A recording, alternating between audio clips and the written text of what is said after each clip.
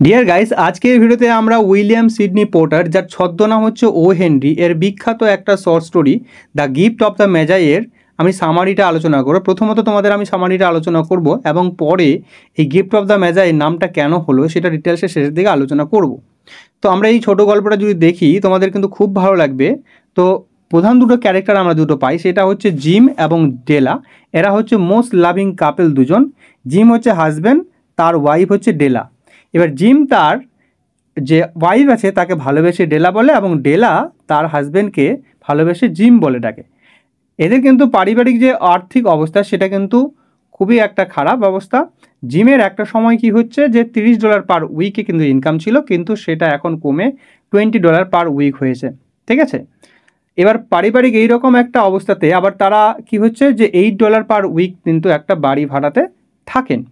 এবার গল্পটা শুরু হয় ক্রিসমাস দিন, অর্থাৎ 25শে ডিসেম্বরের আগের যে দিন সেই দিনের কথা বলছে এখানে, অর্থাৎ 24 যে ডিসেম্বর সেই দিনের কথা বলছে, অর্থাৎ ক্রিসমাস ইভ যেটা বলা হচ্ছে।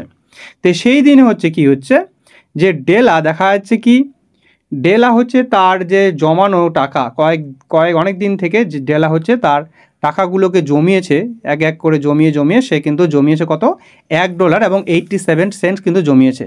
সে কিন্তু অনেক যে ভেজিটেবল ম্যান আছে, তারপরে বাচার আছে এবং যে গ্রোসার আছে, এদের কাছ থেকে কিন্তু প্রচণ্ড দরাদরি করে কিন্তু এই টাকাটা জমা করেছেন। মাত্র সেটা হচ্ছে $1 এবং 87 সেন্টস। সে এবার কিন্তু ওই টাকাটাকে 3বার গুনতে থাকে, যে বলছে যদি আরও বেশি হয়। এবার সে গুনতে থাকার পরে কি হচ্ছে, সে যখন মন খারাপ করে ফেলে এবং মন খারাপ করে কিন্তু কি হচ্ছে একটা সোফাতে বসে পড়ে। এবার সে কান্নাকাটি করার পরে সে এবার কি করে, কান্নাকাটি শেষ হওয়ার পরে সে কিন্তু তার মুখটাকে পরিষ্কার করে পাউডার দিয়ে, এবং সে কিন্তু কোথায় গিয়ে দাঁড়ায় তার চেহারাটাকে দেখার জন্য। তার বাড়ির যে এত আর্থিক পরিস্থিতি খারাপ যে তাদের বাড়িতে একটা আয়নাও নেই। সে কোথায় যে জানলার যে কাজ আছে সেখানে সরু জানলার কাছে তার চেহারাটা দেখে। এবার সেই চেহারা দেখতে গিয়েও এক সংগ্রাম করতে হয়। সেই যে কাজটা সেটাও কিন্তু যে বিশাল বড় তা নয়, সরু একটা ডেলা এবার কিভাবে কখনো তার বিভিন্ন অঙ্গ কিন্তু এক এক করে দেখে। এবার সে দেখে যে তার হচ্ছে যে চুলগুলো হাঁটু পর্যন্ত হচ্ছে টাচ করে। ঠিক আছে, আর একটা জিনিস হচ্ছে কি যে তারা মনে করে যে ডেলার যে চুল সেটা হচ্ছে তার কাছে খুবই প্রিয় এবং তার কাছে একটা অমূল্য সম্পদ। এবং অন্যদিকে জিমের হচ্ছে একটা ঘড়ি ছিল, সোনার ঘড়ি, যেটা সে তার গ্র্যান্ডফাদারের কাছ থেকে পেয়েছে, যেটা গ্র্যান্ডফাদারের কাছ থেকে পেয়েছে এবং তারা এই দুটোকে তারা কিন্তু খুবই অমূল্য সম্পদ মনে করে যে ডেলার যে হচ্ছে চুলগুলো রয়েছে সেই চুলগুলো হচ্ছে যে সেবা যে রানীটা ছিল তার হচ্ছে জুয়েলারির যে আছে সেই জুয়েলারির থেকে কিন্তু অনেক বেশি মূল্যবান। এবং হচ্ছে জিমের যে হচ্ছে ঘড়িটা আছে সেটা হচ্ছে যে কিং সলোমন ছিল তার সম্পদের থেকে সে একটা হার মেনে যাবে এই জিমের যে ঘড়িটা রয়েছে। এবার সেই জিমের কিন্তু সেই যে ঘড়িটা ব্যবহার করতো সেই ঘড়িতে কিন্তু একটা লেদারের স্ট্রেপ ছিল, ঠিক আছে, ফিতা ছিল, চামড়ার ফিতা, সেটা কিন্তু পুরনো হয়ে যাওয়ার কারণে জিম কিন্তু সেই ঘড়িটা কিন্তু পকেট থেকে বের করতে লজ্জা পেত। এবার একটা প্রচলন ছিল যে ক্রিসমাস দিনে কি হচ্ছে গিফট দিতে হয় একে অপরকে, প্রিয় মানুষকে। এবার ঠিক তেমনি ডেলা চেয়েছিল যে জিমকে ক্রিসমাস দিনে একটা ভালো সুন্দর দেখে একটা গিফট দেবে, কিন্তু সে গিফট দেওয়ার জন্য তার টাকা তো নেই। সে টাকা গুনছে যে মাত্র তার কাছে $1.87 রয়েছে। তাহলে কি করা যায়, সেইটা এবার কি করার জন্য তার প্ল্যান করে যে কি করবে, তার কাছে কিন্তু $1.87 আছে। এবার সে প্ল্যান করে যে তার চুলটাকে সে বিক্রি করবে। এবার সে চুল বিক্রি করার জন্য কোথায় চলে যায়, রাস্তা দিয়ে যাওয়ার পরে সে চলে যায় হচ্ছে ম্যাডাম সফরনির কাছে। ম্যাডাম সফরনি যে কিনা চুল বিক্রি করেন, চুল কেনেন আর কি, চুল কেনাবেচা করেন। তো তার কাছে গিয়ে সে এই ডেলা হচ্ছে তার চুলটাকে বিক্রি করে, সেখানে কেটে বিক্রি করেন। সেখান থেকে চুলের দাম পায় হচ্ছে $20, অর্থাৎ তার কাছে এখন বর্তমানে $20 এবং $1.87 ছিল, এই মিলে তার কাছে হচ্ছে $21.87 নিয়ে কিন্তু 2 ঘন্টা খোঁজাখুঁজির পর সে কিন্তু একটা দোকানে গিয়ে সুন্দর ধরনের একটা প্লাটিনাম ফোপ চেন পেয়ে যায় ডেলা। এই প্লাটিনাম ফোপ চেন কি দেখো, আমি তোমাদেরকে হচ্ছে কি দেখাচ্ছি, ছবিতে দেখানো হচ্ছে দেখো। এবার সেই প্লাটিনাম ফোপ চেনটার দাম পড়ে হচ্ছে $21। তাহলে তার কাছে এখন মাত্র 87 সেন্ট নিয়ে সে কী করে বাড়ি ফিরে। সে বাড়ি ফিরে এসে দেখছে যে কি হচ্ছে, তার যে চুলগুলো ছোট ছোট হয়ে গেছে এবং সে নিজেকে মনে করছে চুলগুলো চুলে কেটে দেওয়ার ফলে তাকে দেখতে লাগছে একটা স্কুল টুরান বয় মানে স্কুল থেকে পালিয়ে যাওয়া যে ছেলেগুলো হয়, এলোমেলো যেভাবে চুলগুলো থাকে ঠিক তেমনি লাগে। সে আবার নিজেকে মনে করছে যে কনি আইল্যান্ডের কোরাস গার্ল মনে করে নিজেকে, ঠিক আছে, এরকম মনে করছে। এই সময় সে কী করছে, সেই জন্য চুলগুলোকে একটু যাতে খারাপ না লাগে, ভালো যাতে লাগে, 40 মিনিট ধরে সে চুলগুলোকে একটু কার্ল করতে থাকে, ঠিক আছে, আয়রন দিয়ে কার্ল করে থাকে, যাতে দেখতে খারাপ যাতে না মনে করে জিম। সে কিন্তু প্রার্থনা করে যে জিম যাতে আমাকে দেখে, যাতে ঈশ্বরের কাছে, গডের কাছে প্রার্থনা করে যে জিম যাতে আমাকে যে দেখে কখনোই যাতে খারাপ যাতে না লাগে, এরকম। ঠিক তেমনি যে এরকমভাবে প্রতিদিন যেমন হচ্ছে কি জিম যেমন হচ্ছে ডেলাকে বাড়ি এসে সন্ধ্যা 7টার সময় বাড়ি আসে, কিন্তু প্রতিদিন কি হচ্ছে জিম কিন্তু ডেলাকে এসে জড়িয়ে ধরে। কিন্তু আজকে যখন সন্ধ্যা 7টার সময় সিঁড়ি বেয়ে জিম যখন বাড়িতে আসলো, এসে যখন কিন্তু কী হচ্ছে, জিম কিন্তু হচ্ছে একটু মনমরা হয়ে এসে নিয়ে দেখছে, তো আরও অবাক হয়েছে, একদম পুরো শকড হয়ে গেছে যে জিম কিন্তু দেখে যে তাকিয়েই রয়েছে ডেলার দিকে। তখন ডেলা বলে যে ওরকমভাবে তাকাচ্ছ কেন, ঠিক আছে, আমি চুল কেটে ফেলেছি, চুল কিন্তু আমার তাড়াতাড়ি বড় হয়ে যায়। এবার জিম যে কেন এরকমভাবে শকিংলিভাবে তাকিয়ে রয়েছে সেটা ডেলা পরে বুঝতে পারবে। দেখো লাস্টের দিকে থ্রিলটা দেখো।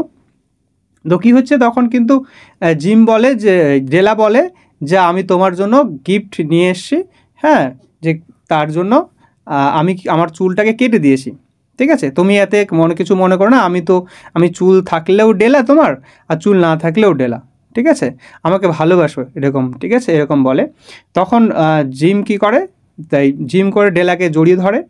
আর তখন কি হচ্ছে, তারপরে হচ্ছে জিম হচ্ছে তার পকেট থেকে একটা প্যাকেট বার করে দেখায় যে সেখানে হচ্ছে কি রয়েছে, একটা কম্ব রয়েছে টর্টাইস সেলের তৈরি, অর্থাৎ কম্ব মিন হচ্ছে ক্লেচার যেটাকে বলা হয়, চুলে আটকানো যেটা হয়, ঠিক আছে। তারপরে সে এটা যখন সেটা যে দেয় ডেলা তো দেখে সেটাকে খুব সুন্দর মনে করে, ঠিক আছে, সে ওটাকে বুকে জড়িয়ে ধরে খুব সুন্দর, ঠিক আছে, বলছে কাঁদতে থাকে আর বলে যে জিম আমার চুল খুব তাড়াতাড়ি বড় হয়ে যাবে, তুমি চিন্তা করো না। তখন কি বলে যে ডেলা বলে যে আমি তোমার জন্য কিন্তু একটা খুব সুন্দর একটা উপহার নিয়ে এসেছি, বলছে তোমার ঘড়িটা দাও দেখি। তখন কি হচ্ছে, সে ঘড়িটা যখন দেখতে চায় তখন বলছে যে আমি তো ঘড়িটা বিক্রি করেই তোমার জন্য এই যে আমি তোমার জন্য কমটা সেটা কিন্তু নিয়ে এসেছি। সে কিন্তু তখন আরও অবাক হয়ে যায়, ঠিক আছে, যে তার এবার দেখাচ্ছে যে তারা কিন্তু কি বলছে যে ঠিক আছে আমাদের গিফটগুলো পাশে রাখা যাক, এখন কিন্তু কোনোটাই আমাদের কাজের লাগছে না, এখন বর্তমানে ইউজলেস। এবার তারা দুজনে বলছে যে ঠিক আছে তাহলে আমাদের গিফটগুলোকে সাইডে রেখে তখন তারা বলছে যে আমি ডিনার করেছি, চপ ভেজেছি, চপ খাই আমরা, চলো।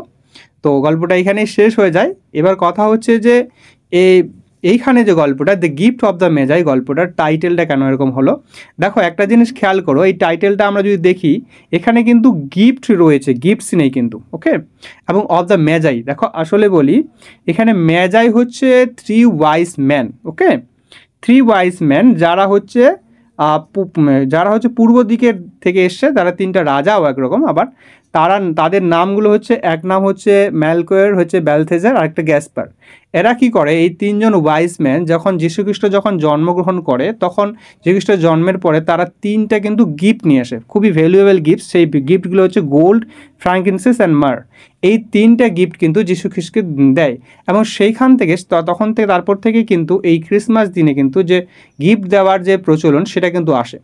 হ্যাঁ, আবার একটা জিনিস যেটা বললাম যে এইখানে কিন্তু এই যে ডেলা এবং জিমকে তাদেরকে কিন্তু এখানে কিন্তু এই ওয়াইজ ম্যান, অর্থাৎ তাদেরকে অনেকে দেখলে বলবে যে বোকা, তারা কিন্তু এই দিক থেকে তারা কিন্তু নিজেদের যে সব থেকে মূল্যবান জিনিস, যেটা তাদের সব থেকে প্রিয় জিনিস যেটা তাদের কাছে, সেইটাকে তারা স্যাক্রিফাইস করে তার প্রিয় মানুষের জন্য যে গিফট নিয়েছে, এই জন্য তাদেরকে ওয়াইজ বলা হচ্ছে, ওকে।